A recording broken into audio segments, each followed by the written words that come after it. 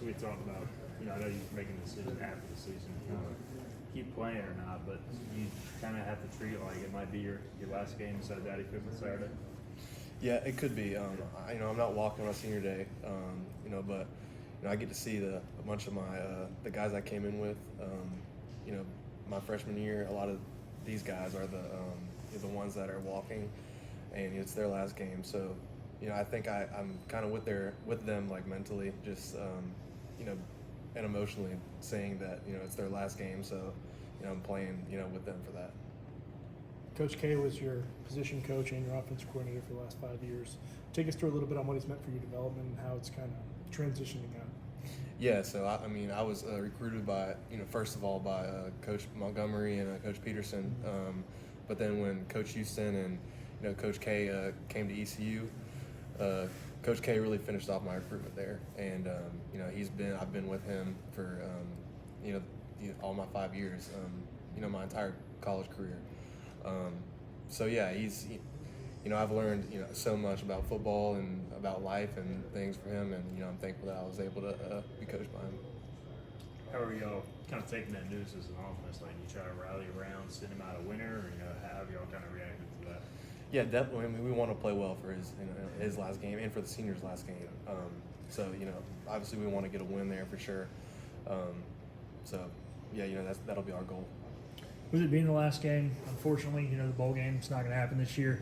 Can you play a little more free and is there less pressure, you think, this week than maybe previous weeks? Yeah, I mean, I would say, it's less pressure, but, then you'd say the game doesn't, mean as much. But I think, as a team, I think we believe that, you still want to go 1-0 each week, and, we want to finish the season off with an exclamation point for sure.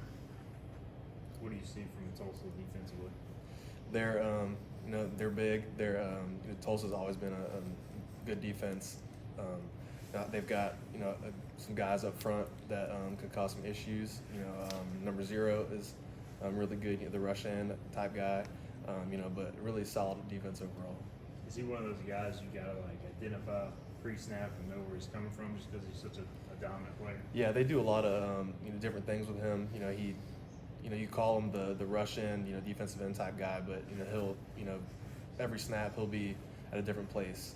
So definitely it's something that me and the running backs and the O-line need to understand is where he's at for sure.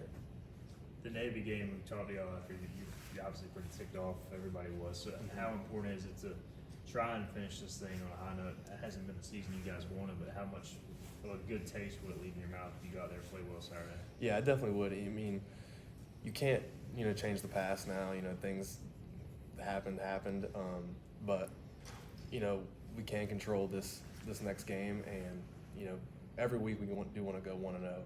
So I think it is important for us as players and as a team and as a program, I think, to go out with a win for sure.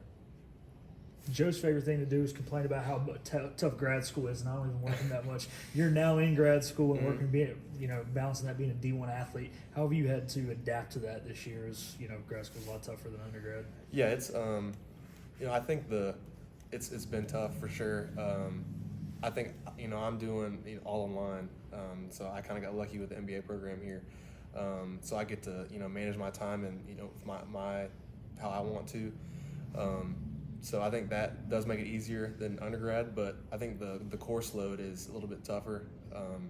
So I mean, I think it's all about time management and balancing the football practice and then also the the work too. So yeah, it is tough.